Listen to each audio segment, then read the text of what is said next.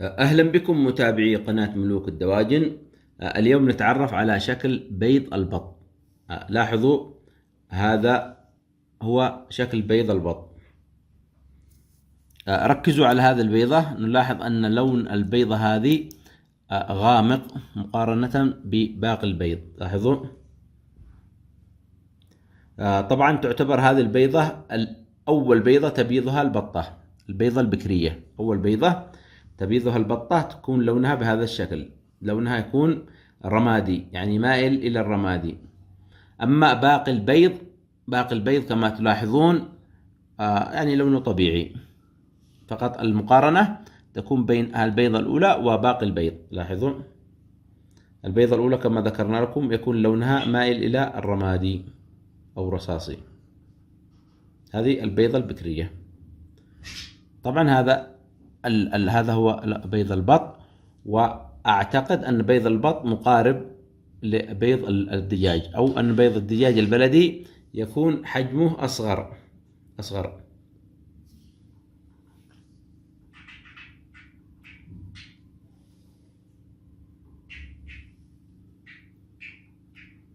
طبعا البطة تبيض تقريبا من 5 بيضات إلى 12 بيضة.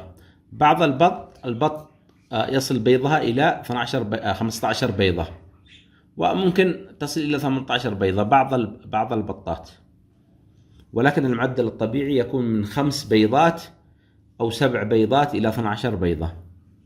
هذا هو المعدل الطبيعي لوضع البيض عند البط. وإن شاء الله سوف نتكلم على مواضيع كثيرة بخصوص بيض البط، ومتى يفقس بيض البط، وكم تضع البطة من البيض.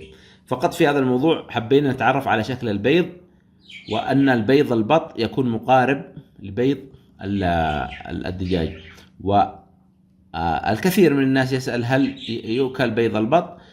طبعا بيض البط كبيض الدجاج يوجد فيه الكثير من الفوائد، وممكن أن يأكله الإنسان لأنه فيه قيمة غذائية كبيرة.